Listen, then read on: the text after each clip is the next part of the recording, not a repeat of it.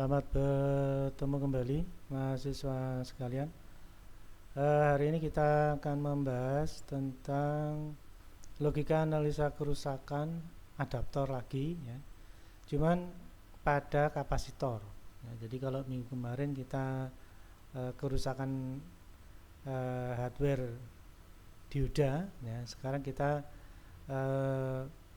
mempelajari kerusakan pada komponen atau hardware kapasitor ya. Nah, nanti kita akan diskusikan apa yang menjadi ciri-ciri kerusakan pada adaptor dan bagaimana cara memeriksa kapasitornya. Baik, kita lanjutkan. Pengertian algoritma dulu ya. Algoritma merupakan prosedur tahap demi tahap yang harus dipenuhi untuk menyelesaikan sebuah tugas atau problem. Ya, di situ ada beberapa centang ya, di sini beberapa centang yang mesti dilakukan untuk mencatat apa saja yang perlu dilakukan dan apa yang belum dilakukan ya. Baik, kita lanjutkan lagi. Nah, tahap analisa kerusakan kurang lebih sama dengan sebelumnya. Jadi ada fase problem solving dan fase implementasi ya. Jadi fase problem solving itu merupakan fase pengamatan gejala kerusakan dan rencana langkah-langkah perbaikan kerusakan. Jadi di sini ada fase pengamatan ya. Jadi ada pengamatan yang perlu kita lakukan. Nah, nanti masuk ke bagian perancangan algoritma ya, nanti akan menentukan keputusan ya, masuk perancangan algoritma ini keputusan untuk perbaikannya bagaimana gitu ya. Dengan demikian ini penting sekali untuk menentukan kelanjutan perbaikannya. Kemudian fase berikutnya adalah fase implementasi ya. Jadi fase implementasi merupakan fase pelaksanaan periksa baik buruk komponen dan penggantian komponen hardware. Nah, ini berdasarkan perancangan algoritma fase problem solving kita akan dapat lakukan tahap berikutnya yaitu fase implementasi, yaitu untuk memeriksa komponen hardware baik atau buruk ya, komponennya baik atau buruk. Dan tentunya ditentukan oleh penentuan pada perancangan algoritma yang sebelumnya ya, yaitu fase problem solving. Nah, dalam bagian fase implementasi kita sudah mengarah komponen mana yang mau diperiksa, lalu kita tes ya, kita periksa baik buruknya, kemudian dicatat ya, didokumentasi komponen mana yang bermasalah, lalu nilainya berapa, lalu kita pastikan posisinya di mana ya, positif negatifnya di mana, lalu kita lakukan implementasi, kita pasang komponen yang rusak dengan yang baik. Nah, itu pada fase implementasi ya. Baik, kita lanjutkan materinya. Nah, untuk percobaan kita kali ini kita masih menggunakan power supply ya. Nanti kita trouble ya. Jadi kondisi power supply di sini sumber tegangan 220 volt, lalu ada trafo step down ya. Di sini ada nilai perbandingan antara primer dan sekunder ya. Ya, di sini akan menunjukkan bahwa tegangan akan turun ya. Dari 220 nanti akan turun lewat dioda dari AC menjadi DC, lalu ditampung di kapasitor, lalu diukur berapa volt, lalu diamati pakai osiloskop untuk mengetahui bentuk gelombangnya. Baik, tadi sudah saya singgung tentang trouble pada komponen ya. Ini kita lanjutkan di sini. Nah, pada analisa kerusakan adaptor yang pada kapasitor ini ya, Nanti yang kita trouble adalah kapasitornya ya. Jadi tadi di sini ada kapasitor, kita pilih, lalu klik kanan, lalu kita delete kapasitornya atau sambungannya boleh ya. Jadi untuk memastikan bahwa kapasitor tidak berfungsi atau kapasitor tidak digunakan ya. Asumsinya kapasitornya rusak. Jadi memang ini secara ekstrim kita asumsikan kapasitornya tidak berfungsi atau rusak.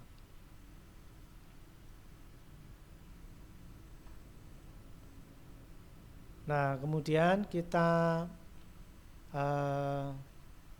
lanjutkan lagi.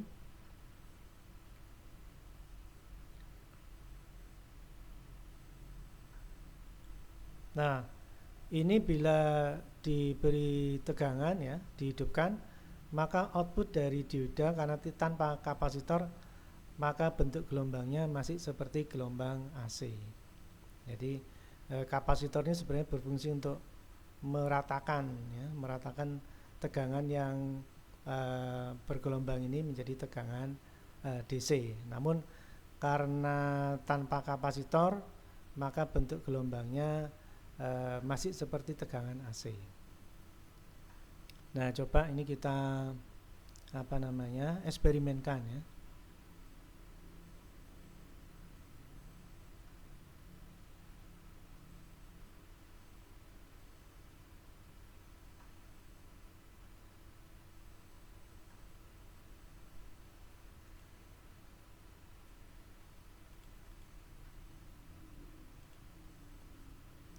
Ini kita tampilkan rangkaian ya. Ini power supply, sumbernya tegangan 220 pakai trafo dengan rasio 99/3, berarti akan ada penurunan tegangan lewat dioda, kemudian ditampung di kapasitor. Nah, ini kalau kondisi normal ya.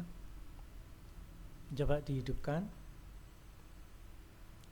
Nah, ini terlihat bentuk gelombangnya datar ya. Nah, ini menunjukkan bahwa tegangannya datar. Ini berarti tegangan DC ya. Nah, di sini sumber tegangan terukur pakai voltmeter AC, lalu osiloskop menampilkan bentuk gelombang dan voltmeter DC di outputnya ya. Coba ini kalau kita pause, nah ini kita pause, maka tegangan datar, ini ada tegangan datar, ini adalah DC, kemudian terukur di voltmeter DC di ujungnya, di kapasitor, itu 5 volt ya, 5 volt. Kemudian kalau dilihat di inputnya adalah 220 AC ya, 219 ya, 220 volt AC. Nah, sekarang ini kalau misalkan kita trouble ya, ini kita matikan, kita trouble, kapasitornya kita lepas misalkan ya, atau jalurnya kita lepas seperti ini. Nah, ini kita lepas, kemudian kita nyalakan. Nah, ini bentuk gelombangnya tidak rata, ini bentuk gelombang yang sama dengan gelombang AC ya, dimana ini terjadi karena tidak bekerjanya kapasitor, atau secara ekstrim kapasitornya tidak dipasang. Nah, ini merupakan bentuk troubleshooting ya, bentuk troubleshooting.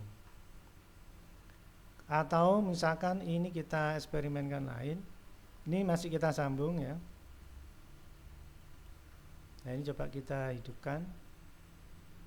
Nah, ini masih datar ya. Nah, sekarang secara ekstrim kapasitor ini nilainya 220, ini kita lepas. Nah, coba kita lepas. Nah, sama ya. Jadi sambungan tidak terpasang atau komponennya dilepas itu mempunyai pengaruh yang sama, yaitu bentuk gelombangnya tidak beraturan atau masih gelombang AC.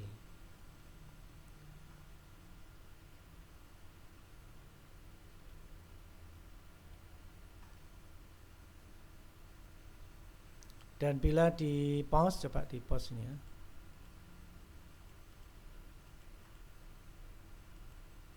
Ya, Nah, bila di pos ini eh, tegangan sebenarnya tidak beraturan ini ya. Coba ini saya lanjutkan lagi. Nah, ini terukur 2,4 ya. Coba dilanjutkan lagi. Nah, ini terukur 3,9, berarti pada kondisi tidak beraturan tadi ya, bentuk gelombangnya tidak datar, maka tegangan terukur juga tidak stabil.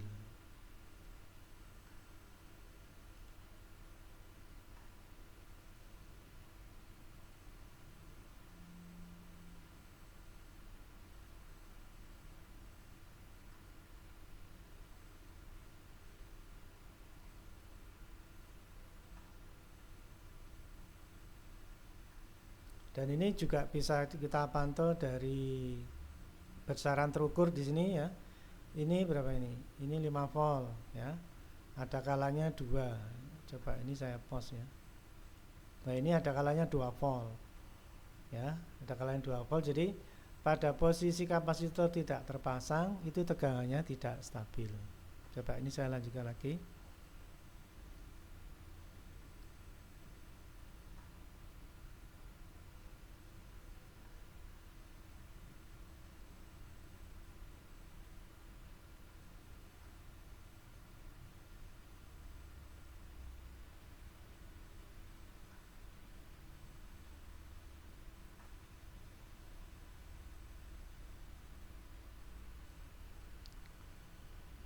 Baik, saya kira itu sudah cukup untuk pembuktian bahwa kapasitor yang mengalami kerusakan maka akan mengganggu tegangan outputnya ya. Coba ini saya pause saja. Baik, kita masuk ke materi.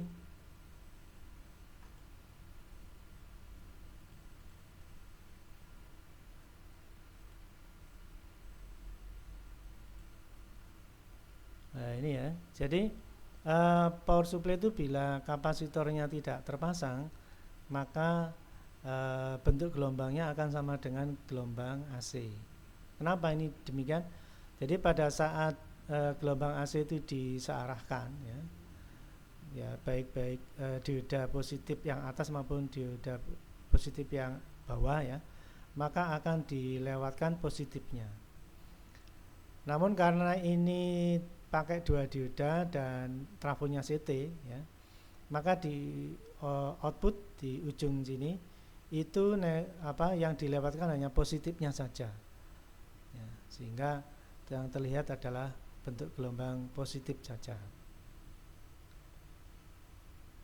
Dan ini menandakan bahwa diodanya ini berfungsi ya. Jadi saat negatifnya tidak ada, itu berarti diodanya masih normal karena dia berfungsi untuk menyearahkan gelombang. Nah, beda dengan sebelumnya kita eksperimen diodanya hubung singkat, outputnya itu masih gelombang positif negatif ya. Jadi gelombang AC yang masih utuh. Kalau ini gelombangnya sudah kepotong di bagian positifnya, sudah dilewatkan bagian positifnya dan negatifnya tidak dilewatkan, berarti diodanya itu sebenarnya sudah bagus ya. Jadi diodanya masih normal. Nah, ini menunjukkan bahwa diodanya masih normal, sehingga kalau misalkan kita melakukan analisa berarti diodanya masih bagus ya. Karena dia mampu menyearahkan gelombang AC ya. Kecuali kalau gelombang outputnya itu masih utuh seperti gelombang AC, gelombang input AC ya, di mana negatifnya masih keluar, itu berarti diodanya bermasalah. Namun ini yang terjadi adalah diodanya gelombangnya sudah dilewatkan, positifnya negatifnya tidak, berarti diodanya masih bagus ya, karena dioda sudah mampu melewatkan positifnya gelombang gelombang input ya.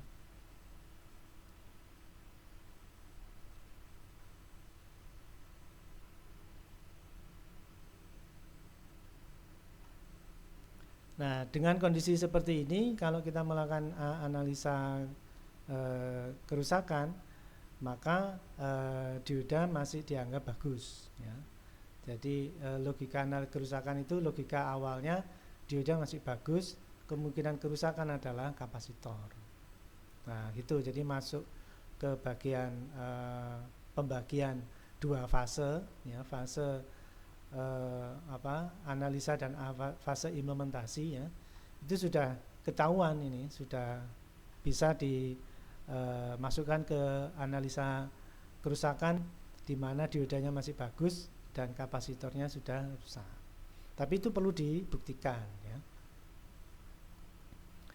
Baik, kita lanjutkan materinya. Nah, ini kita masuk ke analisa kerusakan adaptor. Nah, gejalanya tegangan output 0, karena biasanya kalau kita pakai multimeter DC kita gunakan mengukur tegangan AC, tegangannya 0, ya. Kemudian indikatornya ini karena gelombangnya sudah dilewatkan bagian positifnya, maka diodanya dikategorikan bagus, ya. Dioda dikatakan bagus karena dia sudah mampu melewatkan positifnya dan menghalangi negatifnya AC atau tegangan AC, ya. Buktinya tegangan AC sudah dilewatkan bagian positifnya saja, ini berarti diodanya sudah bagus. Nah, tinggal yang berikutnya adalah kapasitor, ya. Kapasitor otomatis tegangannya masih 0 volt DC, ya, karena tegangannya itu AC sebenarnya, tapi kalau kita menggunakan multimeter DC maka terukur 0 atau kurang, ya. Kalau tadi itu terukurnya kadang besar kadang rendah, ini berarti nggak stabil. Ini bisa diasumsikan tidak stabil gitu aja, ya. Mungkin tegangannya tidak stabil gitu. Nah, kemudian ini juga didapatkan dari tes, ya. Dari tes menggunakan voltmeter. Oh, ini tegangannya tidak stabil misalnya gitu, ya. Nah, atau pakai osiloskop, lah ini positifnya ada tapi negatifnya kok tidak ada. Nah, ini maka bisa masuk ke kategori indikator dioda bagus dan kapasitor rusak. Nah, setelah kita sudah pastikan di fase problem solving ini kapasitornya rusak, maka kita masuk ke fase implementasi, ya. Fase implementasi di mana ini sudah kita kelompokkan yang bermasalah, yaitu kapasitor.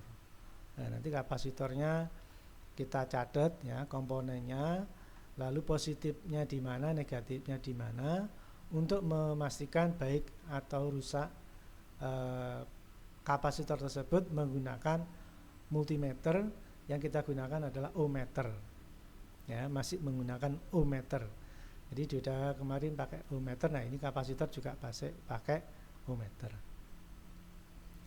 Lalu setelah kapasitornya sudah diidentifikasi, ya, tadi besarnya sekitar berapa tadi, 2000, ya, 2200, ya, nilai kapasitornya. Nah, ini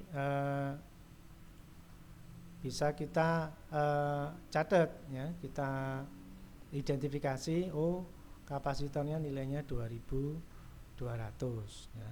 Kemudian kita siapkan perangkat multimeter, lalu kita posisikan ke ohmmeter untuk kita gunakan mengukur kapasitor, untuk memeriksa, ya.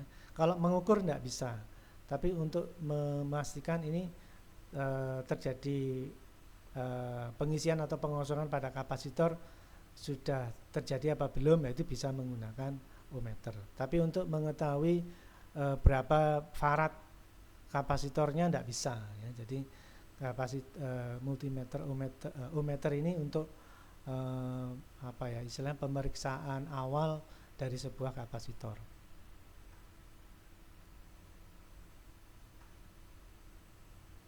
Nah, setelah kita siapkan peralatannya, ohmmeter, kemudian kapasitornya kita lepas, ya. Jadi kapasitor harus dilepas dari rangkaian, lalu kita dokumentasi hasil pengukurannya, kita dokumentasi apakah rusak ataukah masih bagus.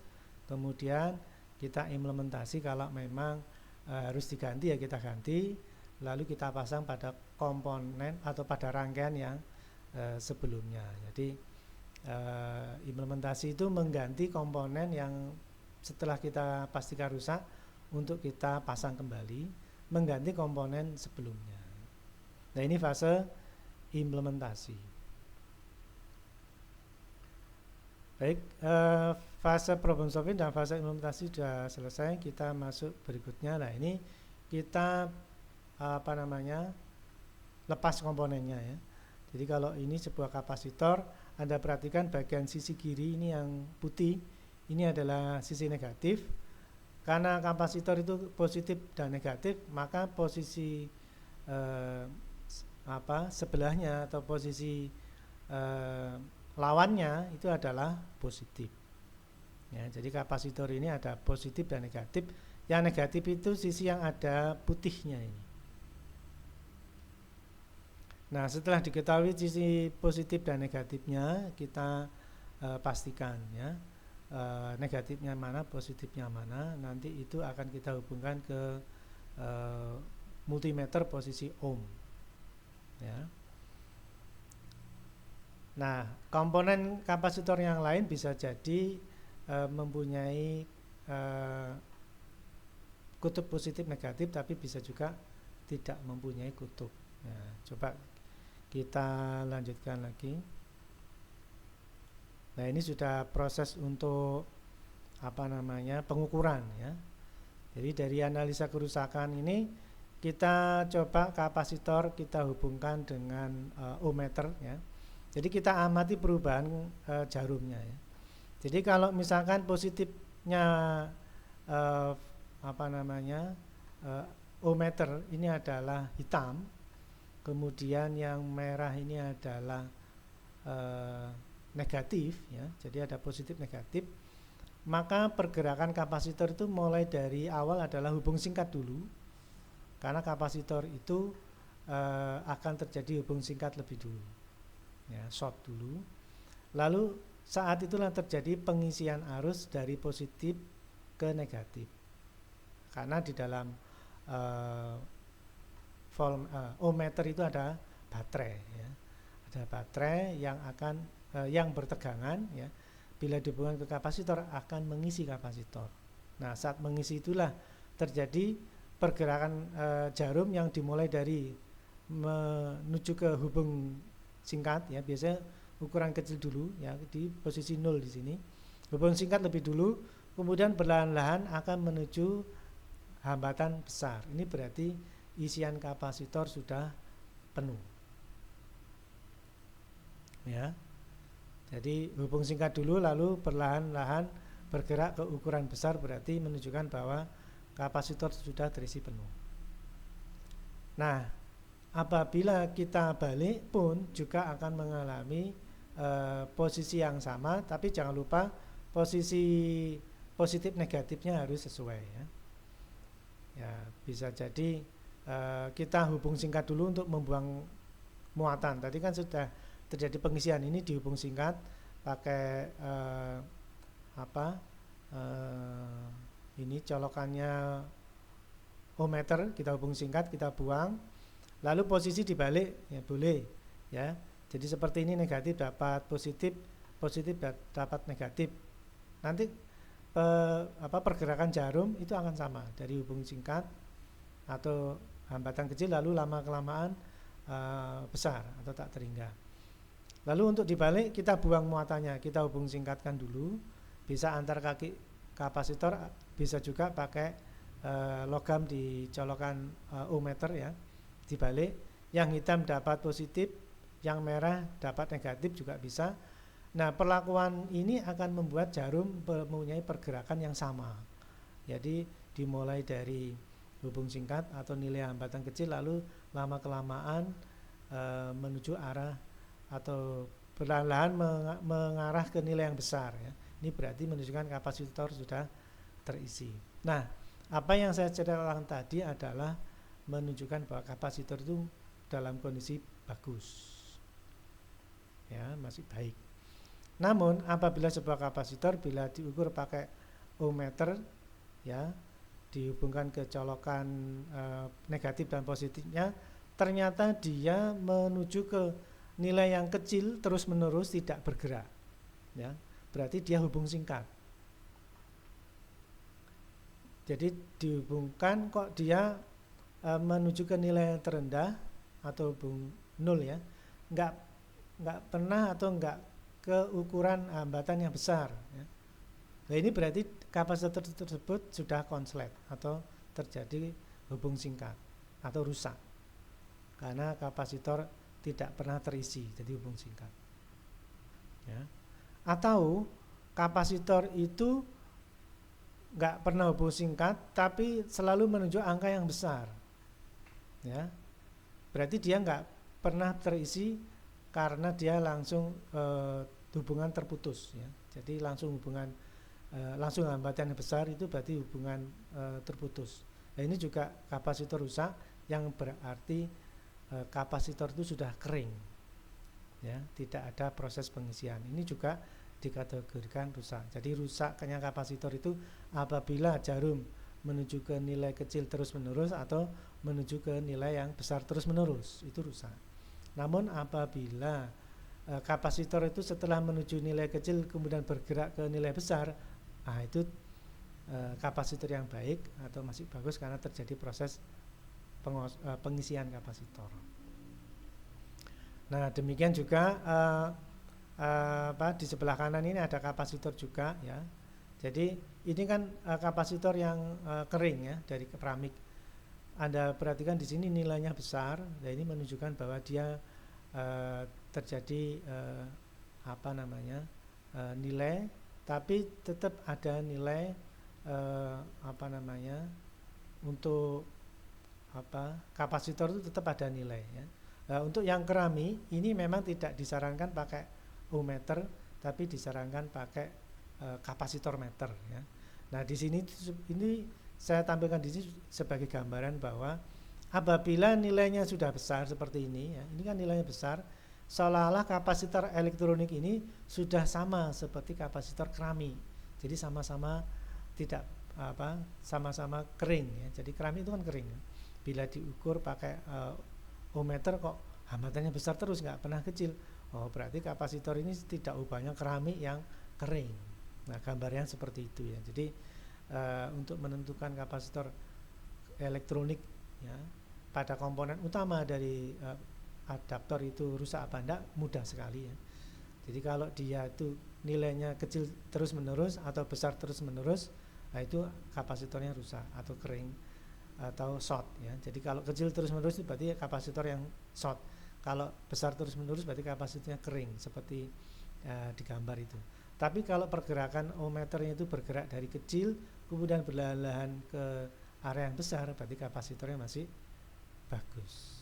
Nah itu yang bisa kita pelajari hari ini untuk kerusakan hardware adaptor pada komponen kapasitor ya. Tadi sudah saya jelaskan untuk menentukan kapasitor baik dan kapasitor buruk. Baik, saya kira itu dulu yang bisa saya sampaikan hari ini. Semoga bermanfaat. Sekian dan terima kasih.